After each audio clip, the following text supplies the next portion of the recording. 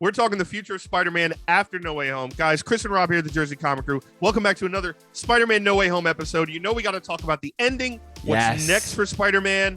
He's by himself now. It's like classic Peter Parker. Might have been Tobey's old apartment. So, Rob, what do you think is next for our now friendly neighborhood Spider-Man? I love that they introduced that and kept that. Like Chris was saying, he's alone. He's isolated. He's cut off from MJ, cut off from Ned. There's no Aunt May. He is alone in his own apartment. The whole world forgot who is Peter Parker. It's like he never existed to begin with.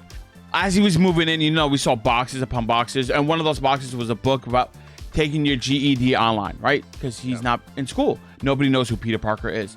So we're going to see Peter Parker in a whole new light and a new suit, which I love, right? He's alone. He's isolated. And he has to still continue to move forward and be a hero while still struggling to be Peter Parker, where he kind of works best.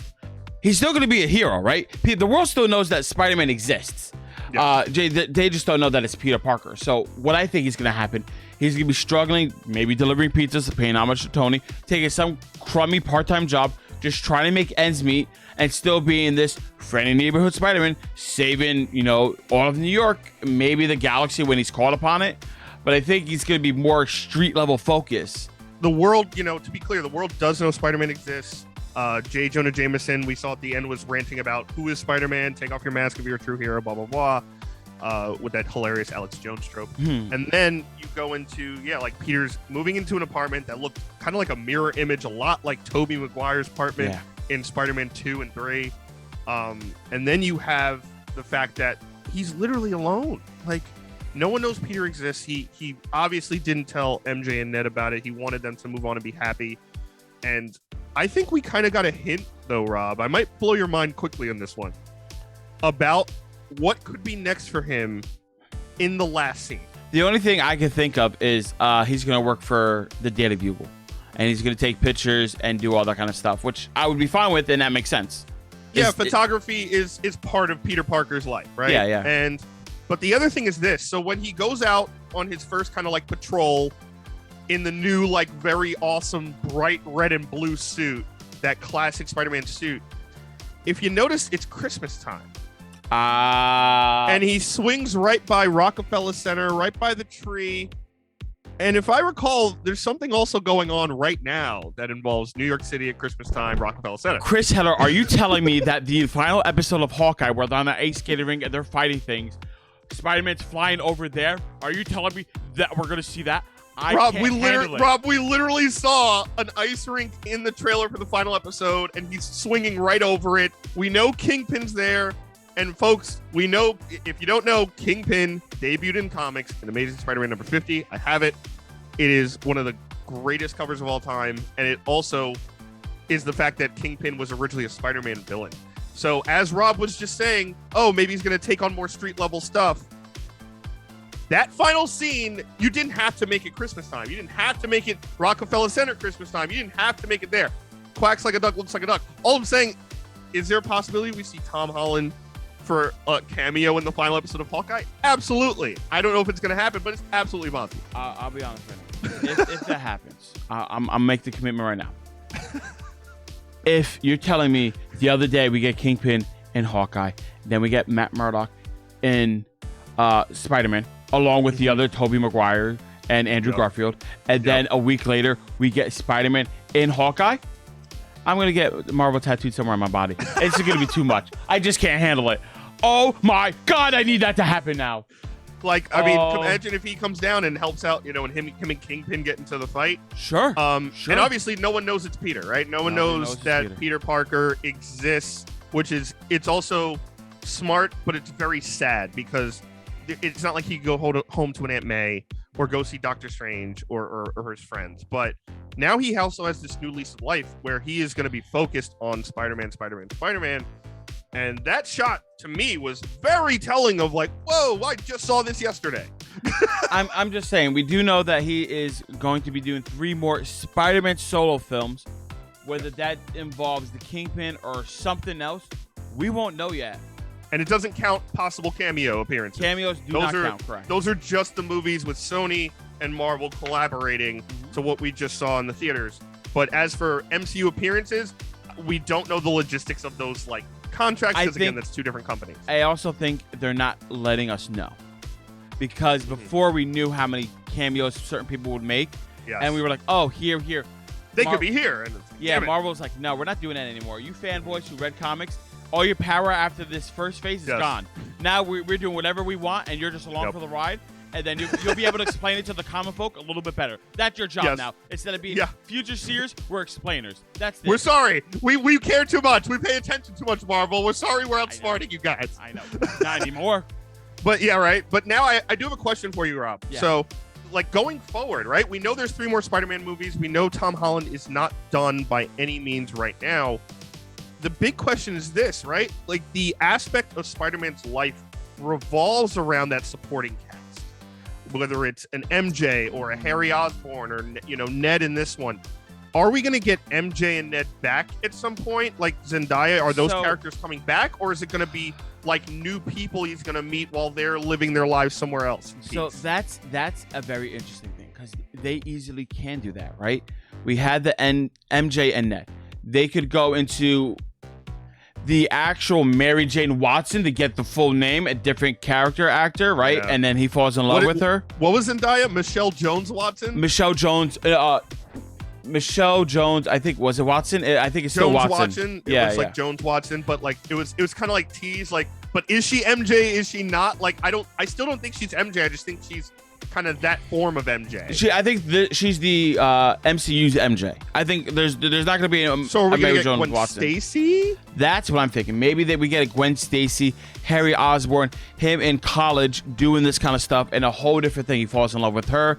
He never gets back with MJ. He's a little pushed off. It's going to be very heartbreaking for him to fall in love with somebody else. When we're like, oh, MJ's the love of your life, but like you took some time away because of whatever the case may be, because you really loved her. They could do away with these characters and move on to like the new lovers of his life. I don't think they're gonna do that. They've invested. Ned could do magic now, and like he could do so. He's great with tech, magic. He's summoned the poor, right? MJ, he can open it. He can't close it. Yeah. Well, I mean, you give him a training a week with Doctor Strange, he'll be fine, right? Yeah. Right. And then MJ is like so fantastic as an actor, Zendaya. I don't think they're gonna get rid of that talent, but I definitely see the introduction of other characters. And then eventually maybe he has to choose between two to save them. Somebody dies. I don't know. They really have options to go with. The short answer, Chris, they're going to introduce new characters. He's going to hang out with them for a little bit, but the old ones are not going to go away. I can see them coming back maybe in the second movie or a small role in the first movie as he watches them as he continues on with his life. I like that. I think the one part of my mind that's hard to let these characters go is the business side. Zendaya is everywhere. She's hot right now. She is, a money-making machine. Look at what Dune did. She was in like 3 minutes of that movie, and they marketed like she was like a cover person, but it didn't matter. It's like her name just sells. So I think that's going to be tough to kind of let go, as far as maybe the Spider-Man fans will go see it regardless, but like the Zendaya fans are going to see everything she does. So maybe we'll see like glimpses, maybe like a scene or two of her like somewhere like, in MIT. Maybe it's like Peter checking in on her, like something like that. She's in his orbit, but not necessarily at the table with him, if that makes sense. Or in his life. Yeah, exactly. And he's kind of like just like a watchful protector looking over her. And there's going to be new characters. And this is where I want to talk new characters, because I think there's a loophole with the spell. Now, let me possibly blow your mind again. Yeah. I think there's a loophole with the spell because, Strange put up the runes, and then like no one's gonna know who Peter Parker is. There's one person in this movie who technically doesn't really know who Peter Parker is, but does at the same time, and that's Matt Murdock.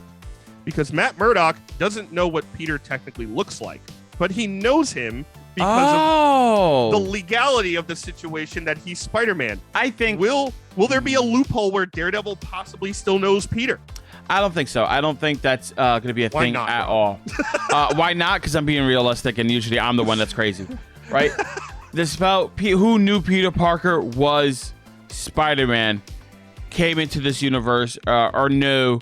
Now, then the memory got erased. I think it's so finite, this spell. I don't think there's no reason for Matt Murdock to know. It doesn't enhance their connection and their interplay. Even in the comics, it doesn't enhance that they know each other, right? I think we just. I guess, yeah. I think we just want that because we're like, oh my god, we want Matt Murdock. We like to talk about Matt Murdock and having fun with Spider-Man. Are they going to team up? Of course they're going to team up. I think it's going to be more interesting because Spider-Man is going to know or start to figure out who that is. I think that's the angle you need to look at versus Daredevil trying to figure this out. I think it's the reverse. I don't know if it enhances it or not, but I feel like there almost has to be one person that's like a validator, right? Regardless if it's Daredevil, because the blindness loophole can be figured out later on. I feel like there has to be one person that remembers Peter Parker that can validate, which is eventually going to be the crazy things Peter said, right? Like, yeah, like it's me, like I was doing this, and everyone's like, I don't know what you're talking about. I think there almost has to be one person as a validation. I don't know. And maybe those are the multiversal Spider-Man that went back home. Like, right? It might be those. It might be at the end of the first movie, it's Ned, its best friend, and you only could trust Ned. The one thing Doctor Strange said about this movie, Peter Parker, you're trying to live two lives and you have to decide, right? That's always been a consistent theme in Spider-Man. In these first two movies, even to the extent this third movie, yeah, the identities were separate, but it was really just like the one person, right? It didn't really felt like he was living two different lives. I mean, a little bit here and there, but like everybody knew so quickly, like the people around him.